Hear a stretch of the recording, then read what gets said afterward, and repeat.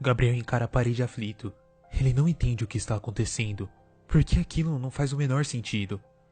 O grito que estava preso pelo choque sai com toda a força, e depois de um bom tempo, encarando aquela coisa bizarra, ele sai correndo para o quarto dos seus pais. Mãe! Tem um buraco na minha parede e tem alguém lá dentro. Seus pais se levantam do súbito. Gabriel era um garoto quieto, não tinha o costume de fazer tamanho escândalo. Que é, Gabriel? Tu sabe que eu tenho que viajar amanhã cedo, não sabe? E tu sabe que são 3 horas da manhã. Tem noção do que isso significa? Respondeu seu pai antes que sua esposa pudesse falar qualquer coisa. Gabriel apenas chorava em silêncio, agora se agarrando à sua mãe. Eu posso dormir com vocês? Perguntou em meio a soluços. Gabriel, tu já tem 8 anos. Já tá bem grandinho pra ficar com medo do escuro ou coisas desse tipo. Teu pai vai pegar um voo amanhã bem cedinho e ele precisa descansar. Mas, mãe, eu... Para de fazer manha, guri. Interrompeu a sua mãe e depois continuou. Vem, eu te levo até o teu quarto. Mas antes, vamos tomar uma água para acalmar os ânimos. Tu mima muito esse guri. Daqui a pouco ele vai virar mais uma dessas bichinhas. O pai de Gabriel deixou-se interromper pelo olhar severo de censura da sua esposa. Era um homem velho e estupidamente conservador. Às vezes, ele se questionava o quanto tempo suportaria esse casamento, se ao menos não tivesse um garoto para se preocupar. Ao chegarem no quarto, Gabriel olha com relutância para a parede procurando aquele buraco que ele tinha visto assim que subiu para o seu quarto sozinho para dormir, e que o assustou tanto por conter um olho encarando ele com tanta relutância do outro lado. O mais assustador é que aquela era a parede que dava para a rua, o que não fazia o menor sentido, porque seu quarto ficava no 2º andar, e não havia sacada naquele lado da casa. Naquele momento em que ele entrou com a sua mãe, não havia nada ali, além da superfície lisa do papel de parede azul com temas espaciais que decoravam seu quarto. E aí, onde tá o buraco que tu viu? Sumiu, mamãe. Tava bem ali. Eu juro. A luz estava apagada, filho. A gente vive imaginando coisas sem pé nem cabeça quando está no escuro. É tudo ilusão nossa. Agora, não incomoda teu pai de novo, ok? Ou ele vai acabar te batendo de novo. A mãe de Gabriel parou um pouco olhando para o nada e se refletindo um pouco sobre a sua última frase, e em seguida tentando afastar algum pensamento. Mandou ele ir para a cama e apagou a luz novamente, antes de deixar Gabriel sozinho de novo em seu quarto. Ele não conseguia dormir, ficava imaginando se aquele buraco haveria surgido de novo, ou se aquele bicho papão o estava encarando da janela da rua dessa vez.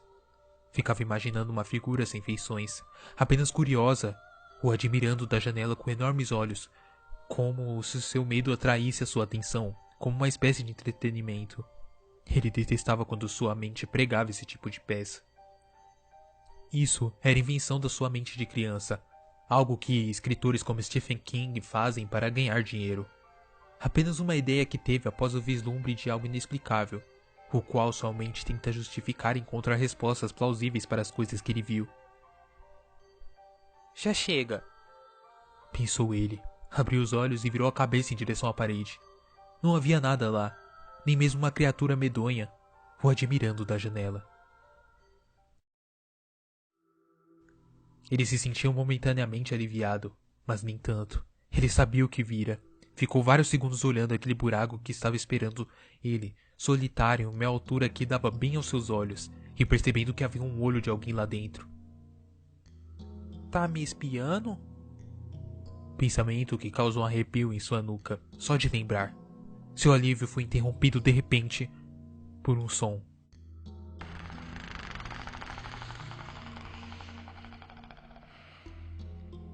Esse gemido congelou a sua espinha e fez seus ombros terem um súbito desejo de colar em seu pescoço. Vinha da parede do outro lado, nada muito alto, mas dava para ouvir perfeitamente. Era um gemido abafado. Por favor, não faz isso de novo, por favor, pensou Gabriel em choque.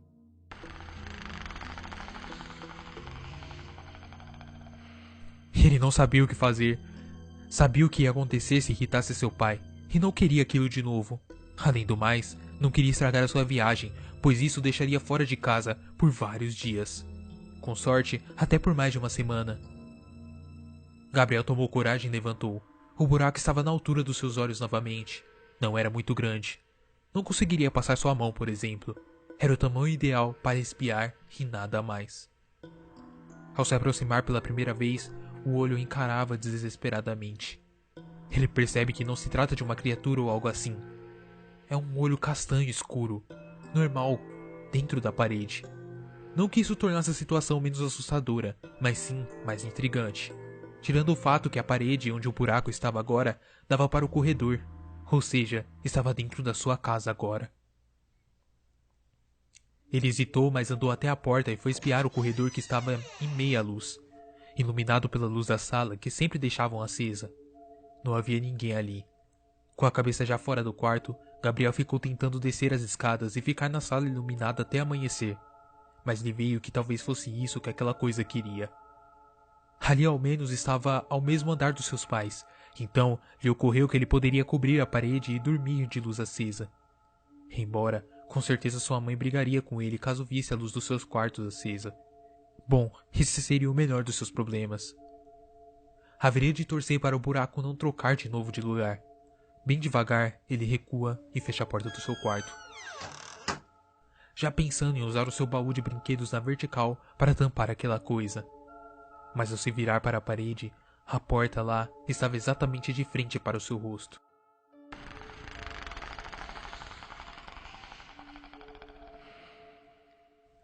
Seu rosto estava perto desta vez, e inexplicavelmente sentiu vontade de se aproximar. Aquela parede dava para o banheiro, e de repente uma imagem de seu pai sendo devorado vivo enquanto aliviava suas necessidades biológicas o causou um certo desconforto, misturado com uma vontade de rir. Ele estava confuso. Era como se seu pensamento não viesse dele. Ao chegar mais perto, ele percebe que o olho recuou, revelando um espaço um pouco iluminado, que em nada lembrava o seu banheiro, que essa hora era como uma porta fechada que estaria em um profundo breu. Mas não era o caso. Parecia um cômodo diferente, feito de madeira. Ele chegou mais perto. Sabia que não tinha mais volta. Não tinha como recuar agora e ignorar isso tudo. Hesitante, colocou seu rosto na parede, espiando o conteúdo do outro lado e rezando para que aquele indivíduo do outro lado não aparecesse de repente e furasse o seu olho com algum objeto pontiagudo. Nada disso aconteceu, mas com certeza preferiria as ambas opções se soubesse o que aconteceria. Sentiu tudo girar à sua volta, mas a imagem do cômodo pouco iluminado do outro lado continuava intacta. Ele não conseguia tirar o rosto da parede. Era como se estivesse colado. Abriu seu olho esquerdo, o qual tinha ficado para fora, e não havia nada lá. E o pior é que ele não teve certeza o que sumira tinha sido seu quarto ou seu próprio olho. De repente o desespero tomou conta de sua mente, que não conseguia processar mais nada.